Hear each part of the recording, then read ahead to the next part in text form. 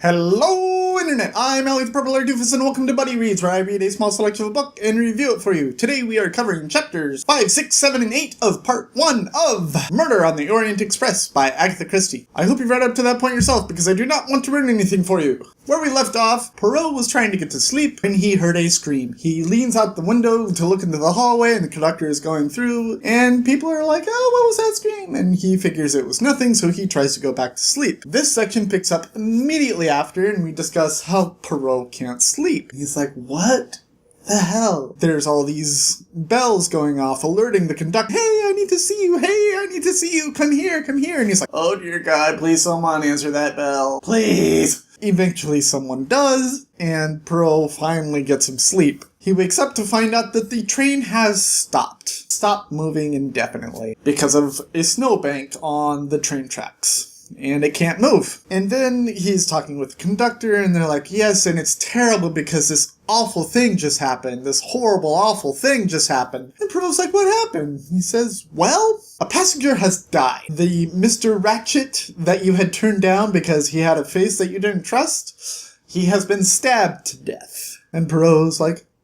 oh. I think the best part about this section is most of it is Poirot in his pajamas. I think that's hilarious, especially when they go to Mr. Ratchet's room and they're inspecting the body, all of them in their pajamas. And they're inspecting the room, all of them in their pajamas. The door was locked from the inside. The window was open to make it look like the murder fled out the window. Poirot takes one look out the window. He sees the fresh snow with no footprints, and he says, no one climbed out that window. And he powders the window for fingerprints, and nothing is there. And he's like, oh, this person's good. This person is so good. They're looking at the body, and I believe it was a doctor. It was like, this person's been stabbed 12 times. This was obviously done by a woman. A little sexist, but it's the 1930s, so we'll let it slide. And Poirot looks down, and he's talking with the doctor about all of the wounds, and some of them have been inflicted after the death because they didn't bleed as much as the others because of where they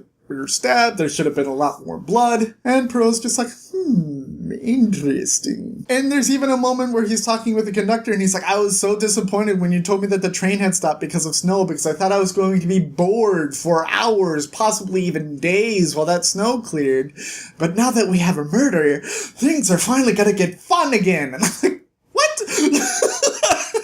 Really? Poirot and the conductor then interview I'm just going to call him Mr. Mac. Mr. Mac is Ratchet's secretary, and you find out that Mr. Mac didn't have any animosity towards Ratchet. He did know about the threatening letters that Mr. Ratchet was receiving, but he wasn't allowed to read them, even though he kept a few of them. Poirot's like, can we see those letters? And he says, of course, and he gives him one of the letters, and Poirot takes one look at it and says, oh, this was written by two different people. And you can tell because one letter is in one handwriting, another letter was in another handwriting, and it's done in print to mask the handwriting even more. So this is definitely a two-person job, and that makes sense because all of the wounds are conflicted by two different people. So basically nothing has really been whittled down at all. He's just collecting facts, and all he knows right now is it could have been a man, it could have been a woman, it could have been both, and that person was in the room and is still on the train, but they don't know who it is. And so right now it's just kind of a fact gathering. They're looking at the threatening letters, and Mr. Mac says there was one that he couldn't keep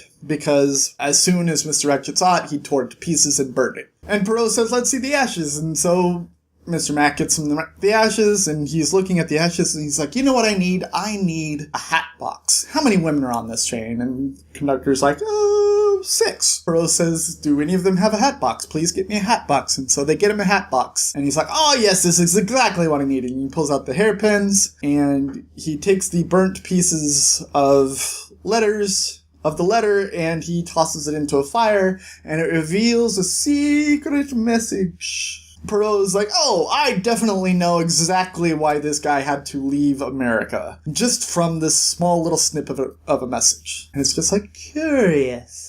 In the next story, or in the next chapter, we find out why, because all of the conductor and Poirot and the doctor are sitting in the dining cart, and they're discussing what he knew. And he says, on that piece of paper was the name Armstrong. And I believe that is Mr. Ratchet's real name. And if you remember, back in the past, there was a man named Armstrong who had, well, lost a child. After he had lost a child, you find out that the wife was pregnant with another child who had been a stillborn and also had killed the wife in the process. Everyone blamed him for her death and the children's death, so he fled America and changed his name. I believe it was the conductor was like, yeah, I kind of want to kill him now too. Too bad he's dead already. Now we have motive. That's pretty much where the section ends right now. We have a whole bunch of facts that could be leaning towards anyone. A left-handed person, a right-handed person, a woman, a man, two people that are either right or left-handed who have been in the room or out of the room who are still on the train somewhere, and it's just like you haven't whittled out anyone yet, but you've collected all of the facts and you have a motive for killing this person. So it'll be interesting to see how they kind of start knocking people off the list to find the murderer. If you like what I'm doing, go ahead and click the subscribe button. If you like this video specifically, go ahead and click the like button, and go ahead and leave a comment letting me know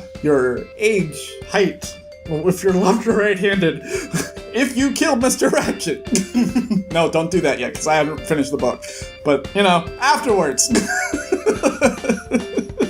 I've been Elliot the Purple Air Doofus. This has been Buddy Reads, reminding you to watch up a Jam Radius, and I will see you all in the next section of Murder on the Orient Express by Agatha Christie. Toodles!